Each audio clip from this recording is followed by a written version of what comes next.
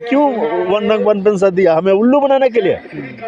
हमारा सारा हक अफसर लेके चले गए। परिवार छोड़कर आपकी आंखों में आंसू आ रहे हैं, परिवार छोड़कर यहाँ पर आप हैं, सरकार सुनवाई नहीं कर रही है। सरकार नहीं सुनवा रही, गूंगी बारी हो गई है सरकार की लड़ाई लड़ा हूँ सर। मैं जहाज का टेक्निकल मेंटेनेंस करता था। लेकिन आप भावुक हो रहे हैं।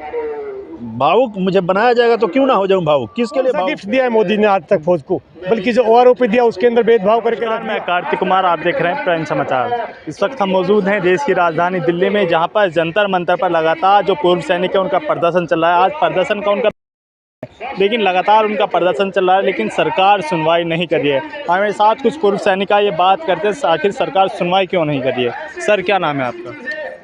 मैं रिटायर्ड कैप्टन बलजीत मौर्य। कहाँ से आए हैं आप? मैं कैथल से आया हूँ। सबसे पहले तो मैं आपके चैनल का बहुत बहुत धन्यवाद और स्वागत करता हूँ, और उम्मीद करता हूँ कि आप हमारी आवाज़ सरकार तक पहुँचाने का कष्ट करेंगे। आज लगातार आपको धन्यवाद हो गए, लेकिन सरकार सुनवाई नहीं कर रही है। किस नज़र से देखते हैं आप इसको? ऐसा है कि सबसे पहले तो मैं आपको बताऊं कि हमारी जो मांग है वो बड़ी जायज़ मांग है। OROP 2 के अंदर जो पूर्व सैनिकों के साथ, जवान जैसियों के साथ जो धोखा हुआ है, जो असमानता हुई है, जो हमारी वीर नारी के साथ जो धोखा हुआ है, जो हमारे डिसेबल जवान है उनके साथ जो असमानता धोखा हुआ है, हम उसके खिलाफ और सारी बहुत सी विसंगतियाँ हैं उनके खिलाफ आवाज़ उठाने के लिए आए हैं। और हम देश के बहादुर सैनिक हैं। आपको पता है कि जब पूरा देश सोता है तो जवान जागता है, और उसी की वजह से पूरा देश सुरक्षित रहता है, क्योंकि जय जवान जय किसान पूरे देश की रीढ़ की हड्डी है। और हम सरकार तक अपनी मांग पहुंचाने आए हैं, और उम्मीद करते हैं कि सरकार हमारी मांग को सुने और हमारी मांग को जल्दी से जल्दी पूरा करे, ताकि देर ना हो जाए। लेकिन लगातार दिन हो गए हैं, ना ही कोई अधिकारी आपके पास मिल रहा है, ना ही सरकार का कोई डेलीगेशन मिल रहा है, ना ही आपकी तरफ से कोई डेलीगेशन बुलाया गया है। ये बात आपकी बिल्कुल जायज़ है, लेकिन 20 या 20 महीने हो जाएं, हम अपनी मांग को जारी रखेंगे। जितने दिन ज़्यादा होंगे, आप भी यहाँ हैं, हम भी यहीं, आप देखिए जितने दिन ज़्यादा होंगे उतनी ही जनसंख्या ज़्यादा होती जाएगी। और आज भी पूरे देश के अंदर कोने कोने तक, हर ज़िले के अंदर ये आवाज़ पहुँच चुकी है, और हर ज़िले से कोने कोने से जितने ज़्यादा दिन होंगे उतनी जनसंख्या यहाँ होगी। सरकार तो एक दिन हमारी मांग मानने के लिए तैयार हो जाएगी, ये हमारा विश्वास है। जब मोदी जी सैनिकों के साथ फ़ोटो खिंचवाते हैं तो पूरी नेशनल मीडिया उनको मतलब पूरा दिखाती है, बिल्कुल टीवी पे जो नेशनल मीडिया वो दिखाते हैं, लेकिन आज नेशनल मीडिया भी नज़र नहीं आ रही है। ये बिल्कुल आपकी बात सही है। नेशनल मीडिया को हो, गोदी मीडिया को हो, वो आज यहाँ हमारे पास नहीं है। और मोदी जी की तो मैं क्या आपको बताऊं कि वो तो सेना के साथ, BSF के साथ हर साल दीपावली मनाने जाते हैं। लेकिन मैं पूछना चाहता हूँ आपके चैनल के माध्यम से, हमारे माननीय प्रधानमंत्री जी हैं, तो प्रधानमंत्री जी आप अगर किसी संस्था के अंदर आप देश के रक्षकों के पास जाते हैं तो आप किसी भी दीपावली के ऊपर तो क्या दे के आई, कौन सा तोहफा दे के? बल्कि जब एक प्रधानमंत्री जाता है तो उस एरिया की जो फौज है 10 दिन तक उनको रात को नींद नहीं आती, वो पूरी तैयारी में गलीचे चैट मैट बिछाने में रह जाती है। उनकी दिवाली तो मन ही नहीं पाती। चुनिंदा चेहरों को वहाँ आगे खड़ा कर देते हैं, उनके मुंह में लड्डू डाल देते हैं। लेकिन असली मुंह में लड्डू तो उनके परिवार के डालो ना, जो पीछे उनका परिवार है, जो पीछे विडोज वीर नारी हैं जो शहीद होते हैं, उनकी वीरांगनाओं को देखो ना, कि अगर दिवाली मनानी तो उनको कुछ दे के मनाओ। कौन सा गिफ्ट दिया है मोदी ने आज तक फौज को, बल्कि जो OROP दिया उसके अंदर भेदभाव करके रख दिया। ऑफिसर को है ना आपके बीच जाते हैं, वो दिवाली मनाते हैं, होली मनाते हैं, फोटो खिंचवाते हैं, और क्या गिफ्ट चाहिए आपको? ये कौन सा गिफ्ट है? ये तो उस फौज को तंग करने का है। गिफ्ट क्या है ये?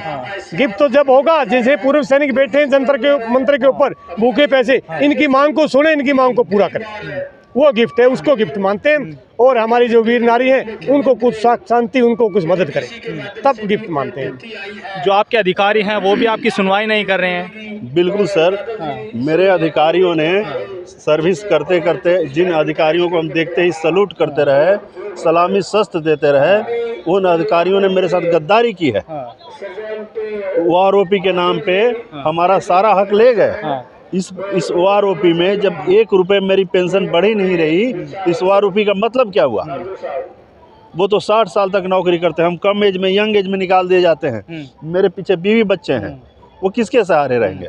कारगिल की लड़ाई लड़ा हूँ सर, मैं जहाज का टेक्निकल मेंटेनेंस करता था। लेकिन आप भावुक हो रहे हैं। भावुक मुझे बनाया जाएगा तो क्यों ना हो जाऊं भावुक? किसके लिए भावुक हूँ?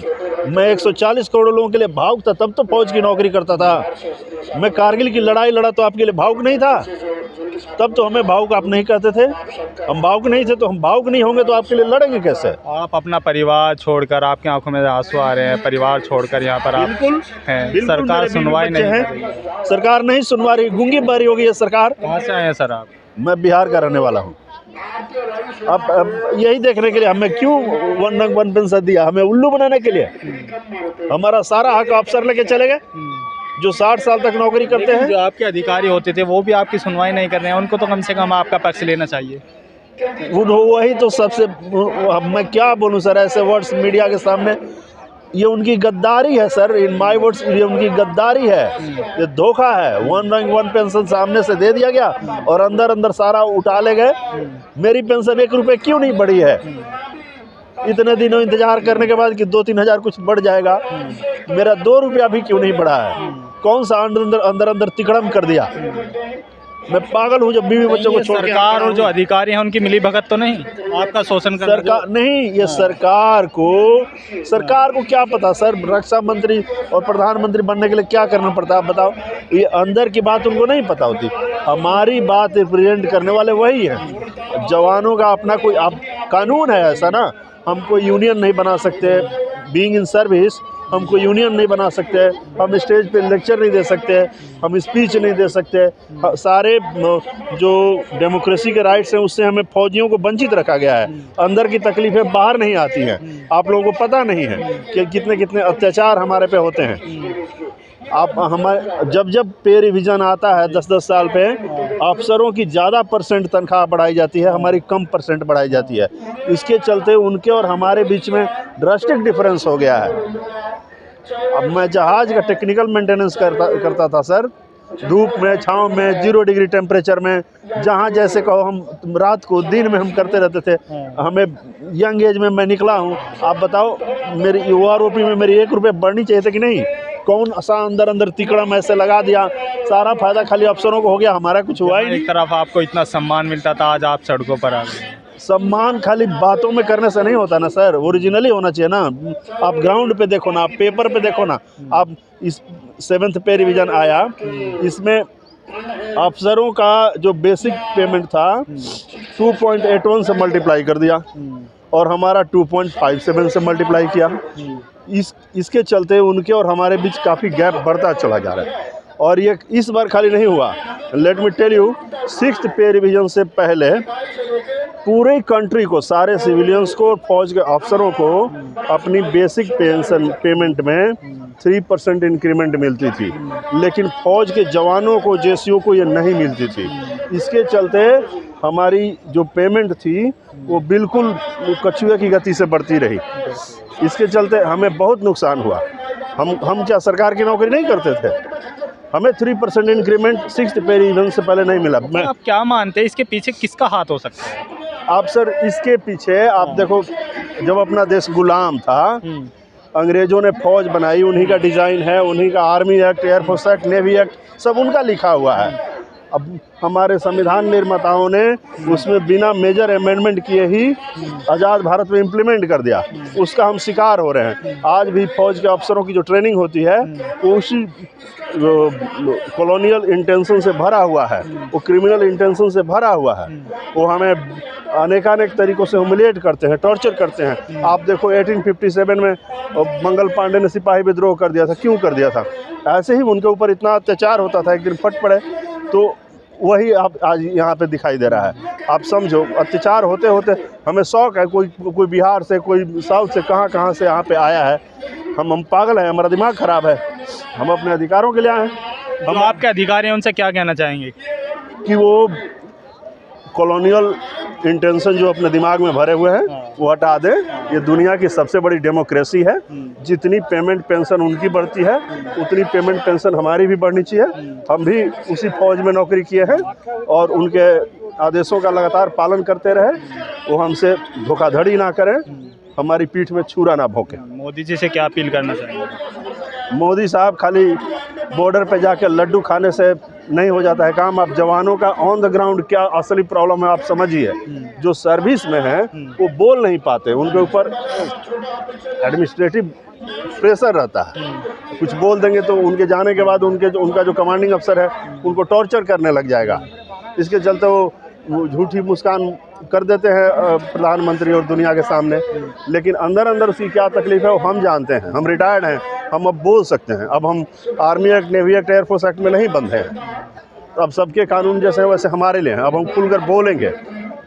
एक तरफ मैं जहाज़ का टेक्निकल मेंटेनेंस करता था, दूसरी तरफ घास भी काटता था। इंजीनियर घास काटता है, लेकिन ऐसे ऐसे ब्यूरोक्रेटिक क्राइम हमारे ऊपर हुए हैं। चलो उसको हम भूल भी जाए, लेकिन हमने जो देश की सेवा की है, जो काम किया है, उसकी हमें पेंशन देगी। 1 रैंक 1 पेंशन दे दिए और हमारा 1 रुपया आज बढ़ा ही नहीं, तो हमें क्या दिए हो आप? ये किसी को दिखता क्यों नहीं? ये सारे अफसर उस ऑन रिकॉर्ड है ना, ये कोई झूठी मूठी बात नहीं है। हमारी जो अकाउंट में, आप मेरा अकाउंट नंबर ले लो, इसमें 1 रुपया बढ़ गया तो आप बताओ फिर किस बात का दिए हो मुझे 1 रैंक 1 पेंशन? कैसे कैसे अंदर अंदर तिकड़म कर दिया कि अफसरों का किसी का 10,000 बढ़ा, किसी का 20,000 बढ़ा, किसी का 30,000 बढ़ा, हमारा 1 रुपया नहीं बढ़ा। ये संघर्ष कब तक जारी रहेगा? Until we get the justice, ये संघर्ष जारी रहेगा। हम 28 लाख लोग हैं, 28 लाख लोग, एक एक आदमी 100 आदमी को भी इकट्ठा करेगा तो इट बिकम्स 28 करोड़। हम 28 करोड़ लोगों को सड़क पर ले आएंगे। क्या लगता है सरकार सुनवाई करेगी आपकी या नहीं? सुनेगी नहीं तो सरकार फिर रहेगी किस बात की? किस बात का कोई प्रधानमंत्री, रक्षा मंत्री, वित्त मंत्री बनेगा जब सुनेंगे नहीं तो? सुनेंगे नहीं तो अब बनेंगे किस बात? सरकार आपकी सुनवाई नहीं करती है, 2024 के चुनाव में मोदी सरकार को इसका खामियाजा भुगतना पड़ सकता है। मैं तो वोट नहीं करूंगा अगर नहीं सुनेंगे तो। क्यों वोट दूं मैं? किसको वोट नहीं करेंगे? जो अभी हाँ बिल्कुल।